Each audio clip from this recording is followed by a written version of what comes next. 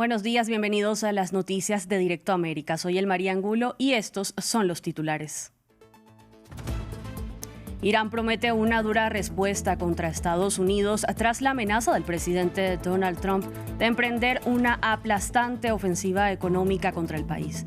Masoud Pezeshkian declaró que Irán debe ponerle fin a la guerra ahora que, a su juicio, se encuentra en una posición de fuerza.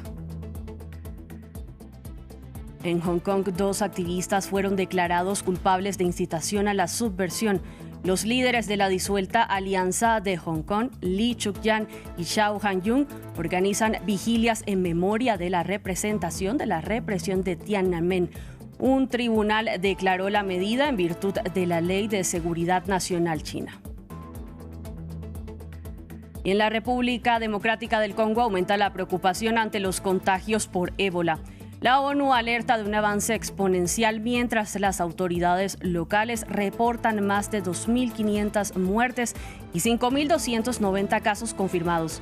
El actual es considerado como el segundo brote más contagioso en registrarse en la nación africana.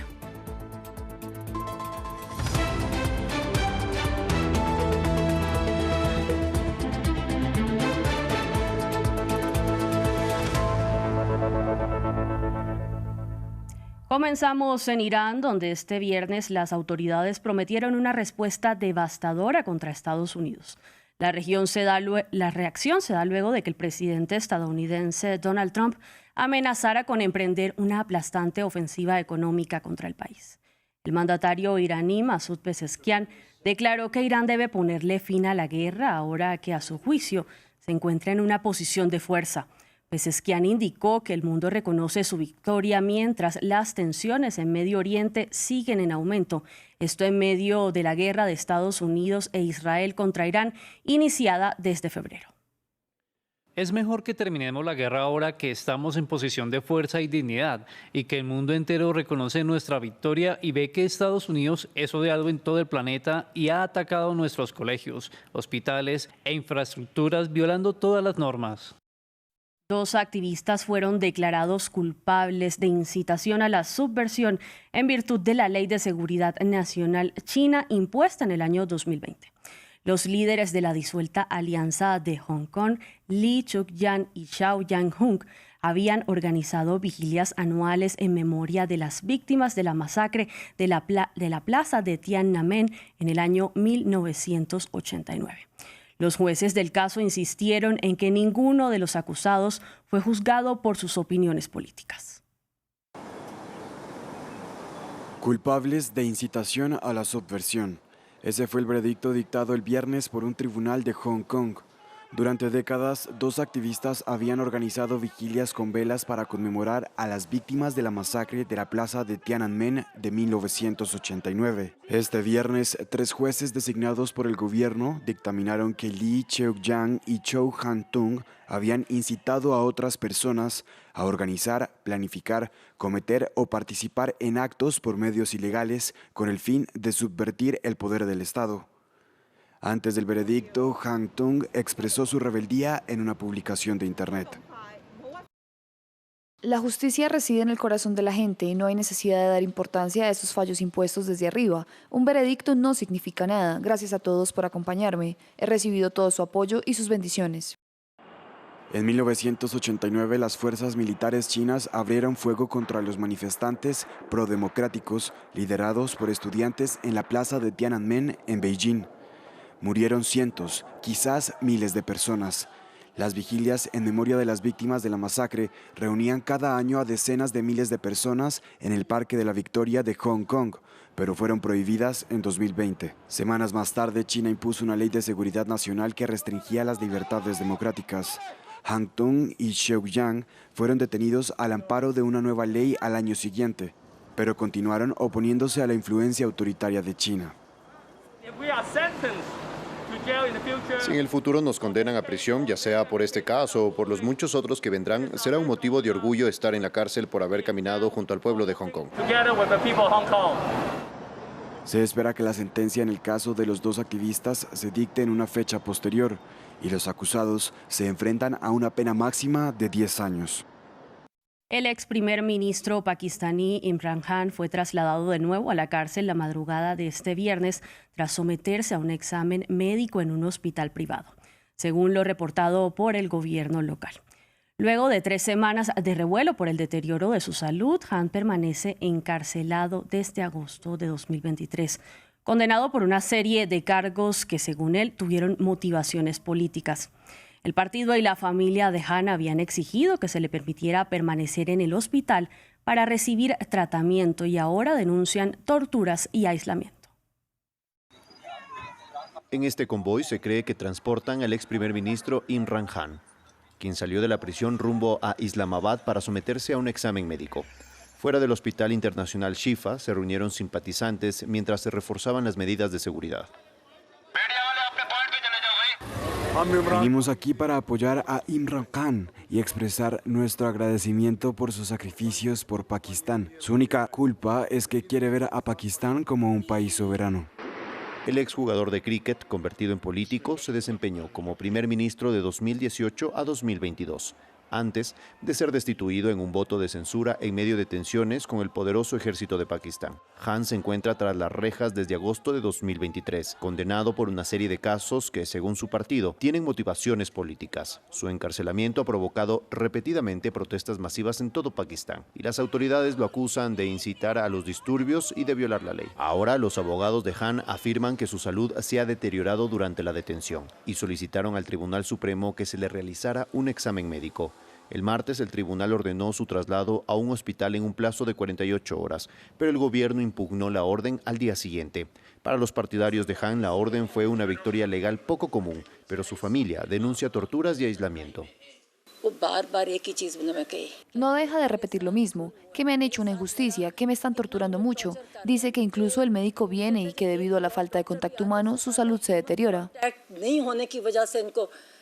Khan fue examinado durante la noche antes de ser devuelto a la cárcel. El gobierno afirma que los médicos lo encontraron en un buen estado de salud. Y seguimos en Corea del Sur porque el sindicato de Hyundai convocó su primera huelga general en 10 años. Esto tras el fracaso de las negociaciones salariales. Los empleados del fabricante de automóviles y su filial Kia se agolparon ante la sede de Hyundai en Seúl. Exigen el establecimiento de una edad de jubilación más alta y garantías de empleo frente a la inteligencia artificial y frente a la automatización.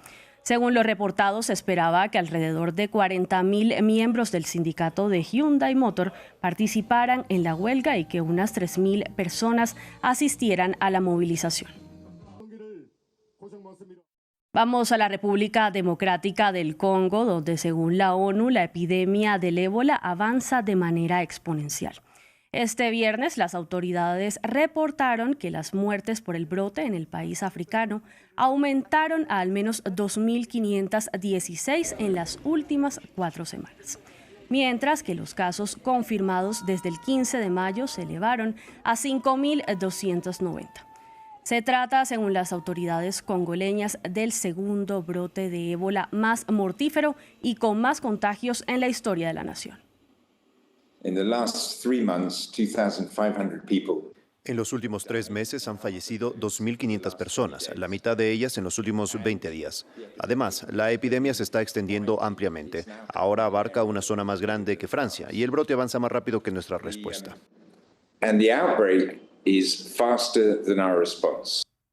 En Perú, los efectos del sismo de magnitud 6.7 que se registró ayer en Paraninacochas afectaron ciudades como Ica, Arequipa, Cusco y Lima. Las autoridades reportaron que 3 personas resultaron heridas mientras evacuaban sus hogares en Coracora, así como algunos daños en infraestructura hospitalaria y educativa, al igual que deslizamientos de tierra. El terremoto fue originalmente evaluado como de magnitud 7.2 por parte del Instituto Geofísico Peruano, pero luego el Servicio Geológico de Estados Unidos recalculó la medición a 6.7 y ubicó su profundidad a 66 kilómetros. Miles de argentinos protestaron en Buenos Aires para pedirle medidas de alivio al gobierno de Javier Milei. Esto ante el creciente endeudamiento de los hogares, que llegó a su mayor nivel en 20 años. La marcha hacia la Plaza de Mayo y el Ministerio de Economía fue respaldada por los principales sindicatos. Aunque millones han recurrido a créditos para gastos comunes y están ahora en mora, el gobierno de Milei dice que se trata de un asunto de privados. Endeudados, miles de argentinos se lanzaron a las calles en una rebelión contra el presidente Javier Milei y su ministro de Economía, Luis Caputo. Sindicatos, organizaciones sociales y familias marcharon en protesta contra el endeudamiento para cubrir gastos como alimentos, medicinas y servicios. Los plazos de pago extendidos, facturas más elevadas y salarios estancados configuran un escenario de calamidad para muchas familias argentinas. Vemos que la gente lo está pidiendo y se está endeudando por las necesidades básicas para gastar, en los gastos cotidianos que tiene. Son 20 millones de personas que necesitan un crédito para llegar a fin de mes, 6 las que no pagan hace más de 6 las que están en mora, es decir, que no pagan y no están pudiendo solventar ese gasto y esa deuda, y son 3,5 millones los que ya hace más de un año que no están pudiendo pagar. Muchos están atrapados en una espiral de préstamos impagables. Mi mejor amiga tiene una deuda de 300.000 pesos en Mercado Pago y de 200.000 pesos en Personal Pay. No puede abrir las aplicaciones, no le puedo pasar plata, yo tampoco, porque te chupan todo directamente. Y bueno, ni hablar de pedir préstamos, bueno, la calidad de vida es bajísima. Según el Banco Central, casi la mitad de los argentinos ha contraído deuda. Casi 5 millones de esos deudores están en mora y los préstamos personales y las tarjetas de créditos tienen más del 70% del saldo vencido. El índice de morosidad estableció en mayo un récord en 20 años al crecer durante los últimos 19 meses. Para el gobierno se trata de un asunto privado. En una entrevista reciente, el presidente dijo que nadie obliga a la gente a endeudarse. Quienes se endeudan tienen responsabilidad. Obviamente. Perdón, no, más allá... La pregunta es, ¿le pusieron una pistola en la cabeza para hacerlo? No. El Centro de Economía Política y el Laboratorio de Ideas Fundar coinciden en la cifra de 30.633 empresas cerradas desde que Milei llegó a la Casa Rosada. Solo en mayo cerraron 2.371 empresas, 76 por día. En Latinoamérica se prevé que el impacto del fenómeno del Niño este año sea uno de los más fuertes. Desde México hasta el norte de Brasil, cerca de 110 personas vivieron el mes de julio más caluroso con clima extremo, lluvias torrenciales y sequías prolongadas. Mientras que el Canal de Panamá anunció que limitará operaciones por la caída en los niveles del agua. Los detalles en el siguiente informe de Jesús Yajure. El Niño causa estragos en Latinoamérica. Desde México hasta Chile, el impacto comienza a sentirse con efectos devastadores en la región. El corredor seco de Centroamérica, que abarca a Honduras, El Salvador y Nicaragua, es la zona más vulnerable a climas extremos, como las altas temperaturas y sequías prolongadas. Este jueves, el Canal de Panamá anunció que reducirá operaciones tras el descenso en las lluvias por causa del fenómeno. A pesar de las medidas implementadas para mitigar los efectos adversos del fenómeno del Niño, las condiciones actuales, incluyendo precipitaciones inferiores a las previstas en la cuenca hidrográfica del canal, requieren acciones adicionales para respaldar la sostenibilidad a largo plazo de las operaciones de tránsito. El 5% del comercio marítimo mundial se mueve a través de esta vía, que enfrenta desafíos vinculados al clima y los recursos hídricos, al emplear un sistema de esclusas que sirven como elevadores de agua para mover embarcaciones entre el Atlántico y el Pacífico. A partir de septiembre se reducirá el número de buques que transitan el canal. El Programa Mundial de Alimentos estima que Centroamérica será la región más afectada por inseguridad alimentaria agravada por el Niño. El miércoles, el gobierno de Honduras declaró la alerta por sequía en 80% del país por los bajos niveles de los embalses, pérdidas de cosechas y muerte de ganado. El fenómeno del Niño nos está pasando una factura bastante cara. Tenemos un inicio de la temporada lluviosa bastante bajo, sin fenómeno, que nos generó un déficit hídrico bastante importante, tan relevante que nunca en la historia habíamos tenido un mes de mayo que pasaran 24 días sin lluvia. Al sur, en Perú y Chile, las torrenciales lluvias provocadas por el fenómeno han devastado regiones enteras, provocando inundaciones, deslizamientos de tierra, cortes de vías y afectado importantes sectores económicos como la pesca, agricultura y el turismo. Y cerramos en el zoológico de Berlín, donde este viernes celebraron el segundo cumpleaños de las pandas gemelas Leni y Loti. Con un pastel hecho de hielo, coloreado con jugo de zanahoria y remolacha, estas pandas gigantes que participarán en un programa de cría en China que busca garantizar la supervivencia de esta especie, celebraron su día. Se estima que solo quedan 1.800 ejemplares de esta especie en estado salvaje. Hasta aquí el informativo, pero los dejamos con estas imágenes de Lenny Lotti.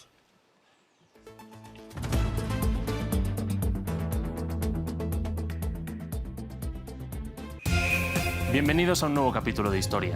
Los acontecimientos del pasado explican el mundo de hoy. Sumérjase en los orígenes de la historia. Conflictos armados, movimientos políticos, tendencias culturales. Acompáñenme en Historia por France 24 y france24.com.